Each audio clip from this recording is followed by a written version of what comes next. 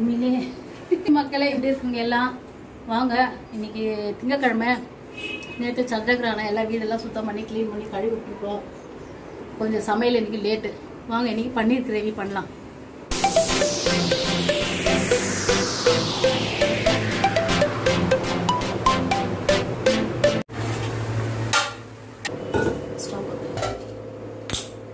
Stove பற்ற வச்சு கடாய் வச்சு எண்ணெய் கொஞ்சம் ஊற்றிக்கிறேன். எண்ணெய் கொஞ்சம் நிறைய ஊற்றுறேன். ஃபஸ்ட்டு சின்ன வெங்காயம், புதினா. சின்ன வெங்காயம் கொஞ்சம் ஒரு 2 கை.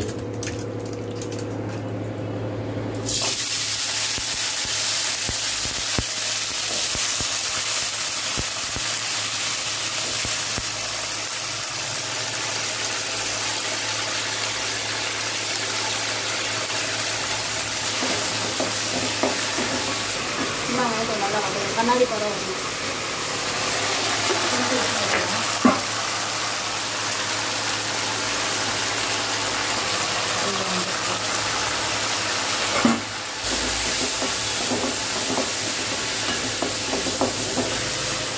தக்காளி 4 தக்காளி, குட்டி குட்டி தக்காளி 4 தக்காளி, கொத்தமல்லி இதிலே போட்டுறேன். தக்காளி வதக்கி சட்னி அது மாதிரி வதக்கி அரைக்கிறேன் கிரேவி. இந்த மாதிரி கிரேவி செஞ்சால் நிறையவும் வரும், டேஸ்ட் நல்லாயிருக்கும். தோசைக்கு, இட்லிக்கு, சப்பாத்தி, கீ ரைஸ் இதுக்கெல்லாம் ரொம்ப நல்லாயிருக்கும் டேஸ்ட்டு. பன்னீர் வந்து கட் பண்ணி வச்சுருக்குறேன். பன்னீர் கிரேவி, பன்னீர், குடமிளகா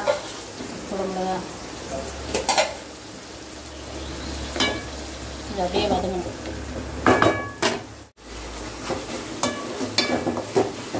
இதில் மிளகாத்தூள், கரம் மசாலா போடணும். இது மிளகாத்தூள் 1 ஸ்பூனு, கரம் மசாலா 1 ஸ்பூனு, கொஞ்சம் சும்மா ஒரு 1/2 ஸ்பூன், வெட்டி மிளகாத்தூள் 1 ஸ்பூன். ரொம்ப காரம் வேண்டாம், இதே காரம் ஜாஸ்தி தான்.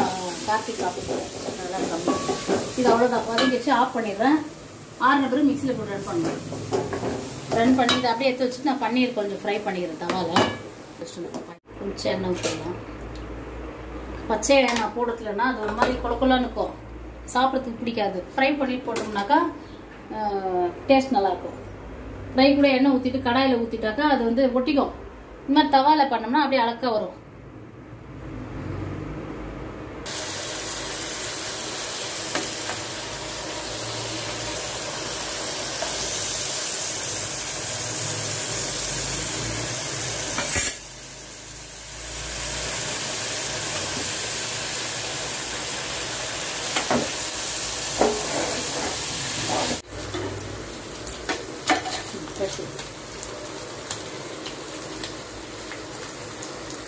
இவ்வளோ ரோஸ்ட் ஆனால் போதும்.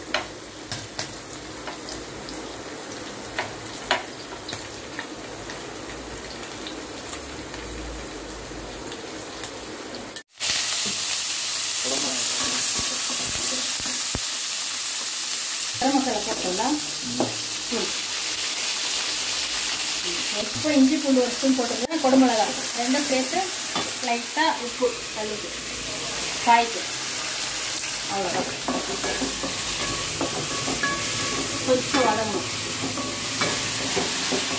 இது எண்ணெயிலே வதக்கிட்டு பன்னீர் எடுத்துல போட்டு கிரேவி அரைச்சி வச்சுக்கிறேன். அதை விட்டு கொஞ்ச நேரத்தில் வேலையாகுதெல்லாம். ஆனால் டேஸ்ட் வந்து ரிச்சாக இருக்கும். ஹோட்டலுக்கு மாதிரி இருக்கும் ஸ்டைல். Hotel style. ஹோட்டலில் தான் பன்னீர் கிரேவி சாப்பிடணும்னு அவசியம் இல்லை. வீட்டில் இந்த மாதிரி வதக்கி அரைச்சிட்டாலே சூப்பராக இருக்கும்.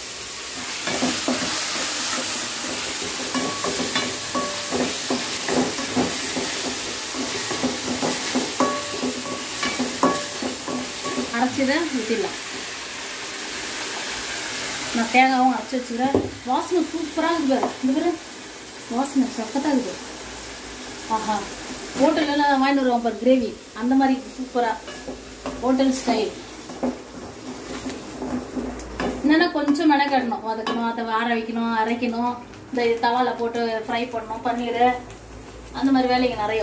இந்த தேங்காய் வந்து 1/2 மூடி தேங்காய் அரைச்சி வச்சுருந்தேன். நான் பால் எடுக்கல, அப்படியே அரைச்சி ஊற்றிட்டேன். எல்லாம் தேங்காய் நைஸாக இருந்தது.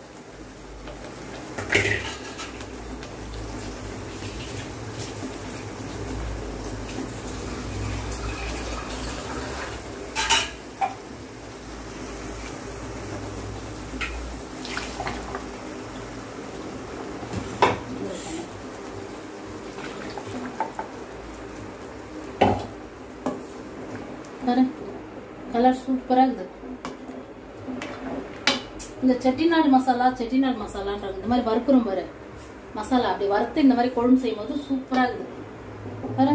நம்ம தக்காளி அரைச்சி தேங்காய் அரைச்சின்னா இந்த இது திக்னஸ் வரத்துல, டேஸ்ட்டும் இந்த மாதிரி வரத்துல சூப்பரா இருக்குது.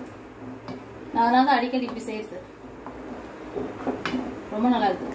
இப்போ கிரேவிக்கு கொஞ்சம் உப்பு போட்டுடலாம். கொஞ்சம் பத்தலைன்னா அப்புறம் போட்டுடலாம். இப்போ ஃப்ரை பண்ண பன்னீர் இதில் போட்டுடலாம்.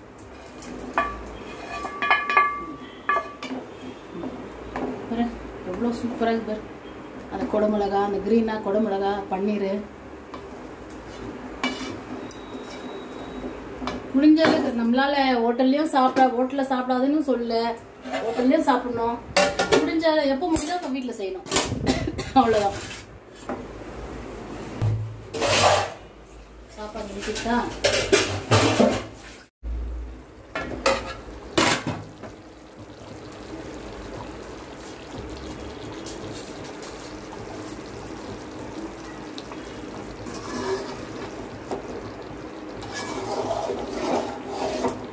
அவ்வளோதான். வந்துருச்சு குழம்புலகா பன்னீர் கிரேவி. அப்படியே மேலே அப்படியே அழகாக நிற்கிறது. நான் கொத்தமல்லியே எல்லாம் இதுலேயே அரைச்சிட்டதுனாலே போடல, இதில் கிரேவியில் அரைச்சிட்டேன் நான். அவ்வளோதானே. இட்லிக்கு, சப்பாத்தி, கீ ரைஸு இதுக்கெல்லாம் சூப்பராக இருக்கும்.